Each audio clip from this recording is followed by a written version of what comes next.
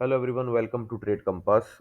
कल शाम को इंडिया और पाकिस्तान के बीच में एक सीज फायर हुआ एंड उसके बाद पाकिस्तान ने वापस से सीज फायर को ब्रेक किया।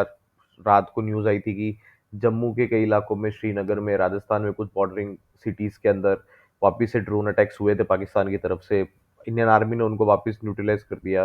जैसे इतने दिन से चल रहा है, एक भी इनका ड्रोन मतलब इंडिया की जमीन तो देख पा नहीं रहा है। हमारे S-400 आकाश मिसाइल्स जो है वो उनको वहीं पे इंटरसेप्ट करके हवा में ही खत्म कर दे रही है। बट अगेन पाकिस्तान तो पाकिस्तान है। पीछे मुड़ के वापस से उन्होंने अटैक किया, सीज फायर होने के बावजूद अटैक किया गया।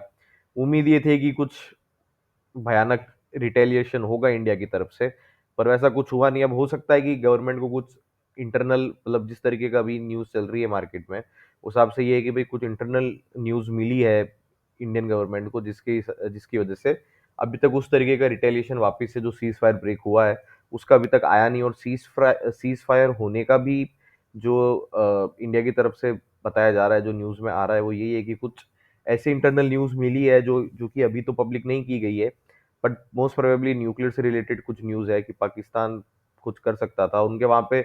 अगर आप नोट करोगे पिछले 2-3 दिनों में है ना, 2 बार अर्थक्वेक भी आया 4.2 मैग्नीट्यूड का। एंड आया है वो उसी लोकेशन, सेम लोकेशन पे 2 बार आया है सेम मैग्नीट्यूड का। और उन्हीं लोकेशंस पे उनकी न्यूक्लियर फैसिलिटीज भी है। तो उस हिसाब से भी कुछ न्यूक्लियर से रिलेटेड कुछ न्यूज़ है जो कि अभी तक पब्लिक नहीं की गई है। तो बताया जा रहा है कि उस वजह से आपको सीज फायर भी करना पड़ा था एंड उसी हमने उस तरीके से रिएक्ट भी नहीं किया था कल जो सीज फायर ब्रेक हुआ उसका। बट अगेन अब देखते हैं उसका मार्केट में किस तरीके से आता है। उम्मीद ये है कि कुछ पॉजिटिव ही आएगा, क्योंकि अगर सीज फायर होता है देन अगेन इंडियन मार्केट के लिए अच्छा ही है। क्योंकि जब सीज फायर नहीं था, जब हम लोग पूरी तरीके से, हमारी इंडियन आर्मी रिटेलिएट कर रही थी, पाकिस्तान वालों को कुत्ते की तरह मार रही थी, तब भी हमारा जो इंडियन मार्केट है उसमें कुछ ज्यादा आपको करेक्शन मिला नहीं है। 1-2% का करेक्शन है, इतना तो चलता है, इतना तो कुछ फर्क पड़ता भी नहीं है इंडियन मार्केट में, राइट। तब हम आज बात करेंगे इंडियन निफ्टी के बारे में, बैंक निफ्टी के बारे में एंड L&T के बारे में भी बात करेंगे, क्योंकि स्टॉक भी मेरे को काफी ठीक ठाक दिख रहा है, ठीक ठाक इसका प्राइस पैटर्न बन रहा है L&T का। तो इन तीन चीज़ों के बारे में बात करेंगे। तो अगर किसी को वीडियो अच्छा लगे तो प्लीज़ वीडियो को लाइक कर देना, शेयर कर देना एंड सब्सक्राइब जरूर कर देना, राइट। तो अब हम बात करते हैं। अब देखिए, इतने दिन से जब हम लोग रिटेलिएट कर रहे थे, हम लोग इन एक वॉर लाइक सिचुएशन में थे, हम अभी भी है। पर जो वॉर लाइक सिचुएशन में थे उस समय भी आपको निफ्टी, बैंक निफ्टी में कुछ खास डाउन डाउन डाउन ट्रेंड कुछ आपको दिखा नहीं। डाउन ट्रेंड के कुछ आप कुछ फर्क ही नहीं पड़ा इंडियन मार्केट में। एक छोटा सा पुल बैक आया और ये पुल बैक बड़ा ही नॉर्मल है। तो आप इसको ये नहीं कह सकते कि ये वॉर की वजह से कुछ आपको खास इम्पैक्ट इसमें इंडियन मार्केट्स में आता हुआ दिखा है। अगर हम बात करते हैं निफ्टी की, अगर आप निफ्टी का डेली चार्ट देखते हैं, राइट, डेली चार्ट देखो अगर आप यहाँ का। अब मैं इसमें लगाता हूँ मूविंग एवरेजेस। मूविंग एवरेजेस क्यों लगा रहा हूँ मैं उसका लॉजिक बताऊंगा आपको। अगर आप देखिए मूविंग एवरेज में अभी आपको क्या दिख रहा है ना, कि निफ्टी की जो प्राइस है वो कहाँ से सपोर्ट ले रही है, 20 डेज मूविंग एवरेज से, राइट। तो अभी ये फिलहाल है ना इन तीन मूविंग एवरेजेस के बीच में है। कौन सी? 10 डेज मूविंग एवरेज ये रही आपकी, 100 डेज मूविंग एवरेज ये आपकी ब्लैक लाइन है, एंड देन ये 20 डेज मूविंग एवरेज आपकी ये वाली लाइन है, राइट। तो अभी जो आपका प्राइस है वो इन्हीं मूविंग एवरेजेस के बीच में है।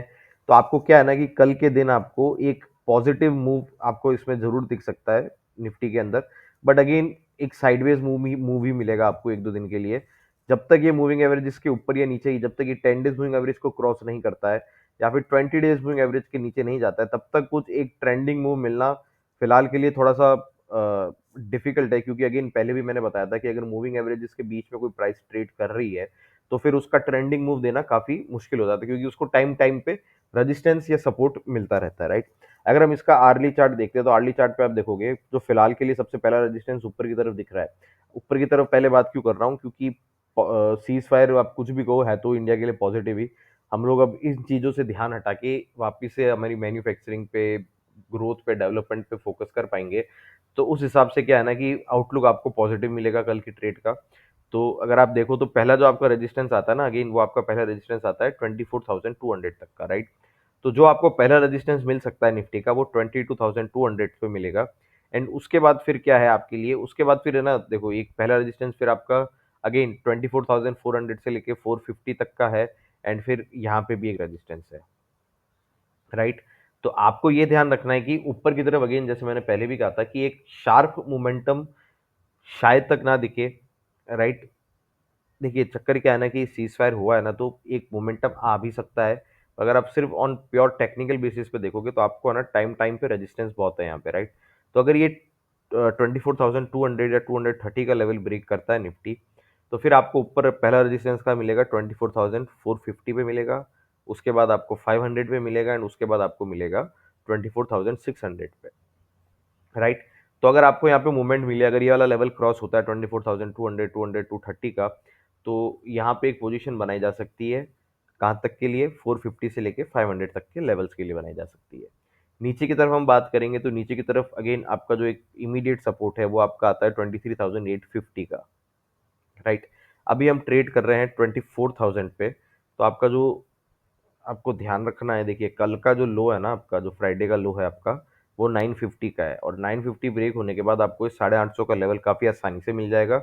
एंड फिर अगर ये वाला लेवल ब्रेक होता है तो फिर आपके लिए ना, अगर आप यहाँ देखो नीचे की तरफ जो पहला सपोर्ट आएगा वो आपका आएगा 23,450 का, यहाँ पे मैं मार्क कर देता हूँ। 23,450 का आपका नेक्स्ट सपोर्ट आएगा। तो डाउन साइड में इसके पास स्कोप काफ़ी बड़ा है, आपको रिस्क रिवॉर्ड नीचे की तरफ काफ़ी अच्छा मिल सकता है। अगर कल मार्केट ये वाले लेवल 850 के लेवल ब्रेक करता है तो 23,850 का, राइट। तो 23,850 का लेवल ब्रेक होने पे नीचे की तरफ क्या लेवल आएगा? 23,450 का आएगा। वो वाला लेवल ब्रेक होने पे आपको 23,190 का या 200 का मिलेगा, एंड वो लेवल ब्रेक होने पे 22,900 का लेवल है। पर ये वाले लेवल जो है आपके फिलहाल 23,200 और ये 450 का है, तो ये एक बार फिलहाल के लिए मेरे को नहीं लगता कल की तारीख में आपको मिल जाएंगे। कल की तारीख में अगेन बाइसनेस ऊपर की तरफ ही रहेगी। तो अगर 24,200 230 का लेवल ब्रेक होता है तो फिर एक ऊपर की तरफ मूव मिल सकता है, 200 पॉइंट का, 200 250 पॉइंट का, 24,450 से लेके 500 तक का, और वो वाला लेवल ब्रीच होने पे 24,600 तक का लेवल निफ्टी में दिख सकता है। अगर हम बात करते हैं बैंक निफ्टी की, बैंक निफ्टी का डेली चार्ट लगाते हैं,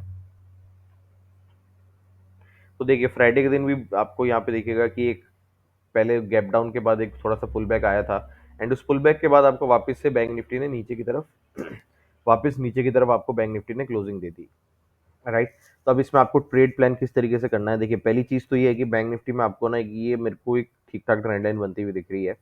तो आपको जो फिलहाल के लिए अच्छा रेजिस्टेंस मिलेगा वो आपको मिलेगा, देखिए 54,960 का, राइट। तो अब आप इसको 55,000 भी मान सकते हैं, क्योंकि एग्जैक्ट लेवल्स पे कभी भी आपको रेजिस्टेंस नहीं मिलता, एक रेंज रहती है हमेशा के लिए।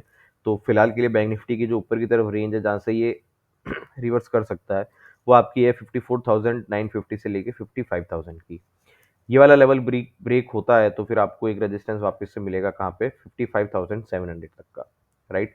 उससे पहले क्या है ना कि उससे पहले आपको एक ट्रेंड लाइन भी है। तो अब ये यहाँ पे 55,000 का लेवल है, लेकिन ये ट्रेंड लाइन भी यहाँ पे है, तो एक अच्छा रेजिस्टेंस आपको बैंक निफ्टी में दिख सकता है। तो यहाँ पे ना उसी हिसाब से आपको ट्रेड प्लान करना चाहिए, राइट। ज़्यादा एग्रेसिव नहीं होना है, मैं वही कह रहा हूँ, ज़्यादा अग्रेसिव होना नहीं है, क्योंकि ट्रेंड लाइन भी है, रेजिस्टेंस भी है। अगर हम लोग मूविंग एवरेजेस लगाते देखते हैं मूविंग एवरेज कुछ है क्या यहाँ पे, तो मूविंग एवरेज देखो यहाँ पे इसका 100 डेज मूविंग एवरेज भी है आपको आर्ली चार्ट पे, लेकिन डेली चार्ट पे देखिए तो डेली डेली चार्ट पे फिर से आपको 10 डेज मूविंग एवरेज यहीं पे इन्हीं लेवल्स के आसपास आपको आता हुआ दिख रहा है। तो केयरफुल होके करना है, ये नहीं कह रहा हूँ कि ट्रेड नहीं लेना है, ट्रेड लेना है। बहुत बढ़िया ट्रेड आपको मिल सकता है अगर ये वाला लेवल ब्रेक हो जाए आपका बैंक निफ्टी ऊपर 54,000 अगर ब्रेक होता है बैंक निफ्टी में, तो आपको वापस से फिर एक ठीक ठाक ट्रेड आपको बैंक निफ्टी में ऊपर की तरफ कल के दिन ही मिल सकता है। तो इन चीज़ों का भी ध्यान रखना है। एंड नीचे की तरफ अगर हम लोग बैंक निफ्टी में बात करते हैं तो बैंक निफ्टी में जो कल का लो था आपका, अगर कल का लो आपका 53,500 या 490 का जो लो है, वो अगर ब्रेक होता है आपका ये रहा लो, तो फिर आपको मूव मिल सकता है 52,600 620 तक का मूव मिल सकता है। तो ये थी आपकी निफ्टी बैंक निफ्टी की स्ट्रेटजी। बैंक निफ्टी में ज़्यादा कुछ मुझे दिखता नहीं है, निफ्टी को ज़्यादा प्रेफर करेंगे ट्रेड करने के लिए, क्योंकि निफ्टी के अंदर है ना जो आपको ब्रॉडर ब्रॉडर मार्केट का जो भी सारे इंडाइसेस का सारे सेक्टर का आपको इफेक्ट मिलेगा वो निफ्टी के अंदर ही मिलेगा, एंड पॉजिटिव इफेक्ट एक्सपेक्टेड है कल की डेट के लिए। एंड अब अगर हम बात करते हैं एल एन टी की, तो एल एन टी में देखो, एल एन टी में आना रिजल्ट एल एन टी का काफ़ी ठीक था, तो उस वजह से आपको फ्राइडे के दिन भी आपको लगभग 3.5% का क्लोजिंग मिली है एल एन टी के अंदर ऊपर की तरफ, एंड काफ़ी अच्छा मूव था ये। वॉल्यूम अगर हम इसकी चेक करते हैं तो आप देखो काफ़ी अच्छी वॉल्यूम के साथ, काफ़ी ठीक ठाक वॉल्यूम के साथ आपको इसमें एक इन रेंज का ब्रेकआउट मिला है। एंड अगेन अब देखिए एल एन टी के लिए भी क्या है ना कि एल एन टी के लिए जो इमीडिएट रेजिस्टेंस है ना वो आपका 3,527 का है। पर अगर एल ये वाला रेजिस्टेंस क्रॉस कर देता है तो फिर आपको काफ़ी अच्छा मूव एल में मिल सकता है। उसका रीज़न क्या है, अगर मूविंग एवरेजेस लगाऊंगा मैं तो देखो आप डेली, जो हम डेली चार्ट की बात करते हैं, डेली चार्ट पे इन्हीं लेवल्स पे आपकी 200 डेज मूविंग एवरेज आ रही है ये वाली। एंड अगेन अगर आप इसकी वीकली चार्ट देखते हैं या फिर मैं इसका आपको मंथली दिखाऊं, तो मंथली में आप देखो, मंथली में है ना यहीं पे इसकी 10 डेज और 20 डेज मूविंग एवरेज यहाँ पे, एक सेकेंड इसको, हाँ, तो अगर आप यहाँ पे नोट करोगे इन्हीं लेवल्स पे, एग्जैक्ट इन्हीं लेवल्स पे आपको दिखेगा इसकी 10 डेज और 20 डेज मूविंग एवरेज कोइंसाइड कर रही है, राइट।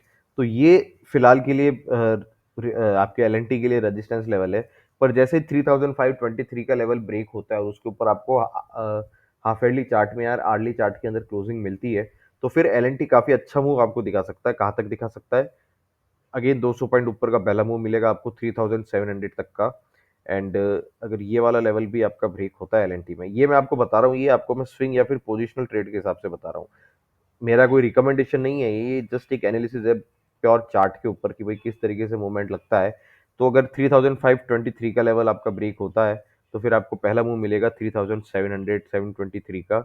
ये वाला ब्रेक होने के बाद फिर जो इसका ऑल टाइम लेवल्स थे, आपको उन्हीं उन्हीं लेवल्स के आसपास आपको एल एन टी के अंदर आपको एक रीटेस्ट मिल सकता है 3950 से लेके 4000 तक के लेवल्स का। तो ये था आपका निफ्टी का, बैंक निफ्टी का, एल का ट्रेड प्लान, किस तरीके से प्लान करना है। पॉजिटिव अभी मार्केट के लिए आज से मूड पॉजिटिव है, सीज फायर हुआ है उसकी वजह से आपको एक पॉजिटिव मूव निफ्टी में अगेन रिपीट कर रहा हूँ मैं, मिल सकता है। पर हमको एग्रेसिवली ट्रेड नहीं करना है, ठीक ठाक तमीज से समझदारी के साथ ट्रेड करना है। जब तक आपका निफ्टी के अंदर 24,250 का, सॉरी 200 220 का लेवल ब्रेक नहीं होता है, तब तक हम लोग थोड़ा सा वेट एंड वॉच करेंगे किस तरीके से रिएक्ट कर रहा है। पर अगर ये वाला लेवल ब्रेक हो जाता है फिर एक ठीक ठाक ट्रेड मिल सकता है आपको 200 पॉइंट का ऊपर की तरफ। तो उस हिसाब से हमको ट्रेड प्लान करना चाहिए निफ्टी के अंदर और बैंक निफ्टी के अंदर। तो अगर किसी को वीडियो अच्छा लगा हो तो प्लीज़ वीडियो को लाइक करना, शेयर करना एंड चैनल को सब्सक्राइब जरूर कर देना। एंड बेल आइकन याद से दबा देना ताकि डेली बेसिस पे टाइमली मैनर पे आपको वीडियोस मिलती रहे। Thank you so much.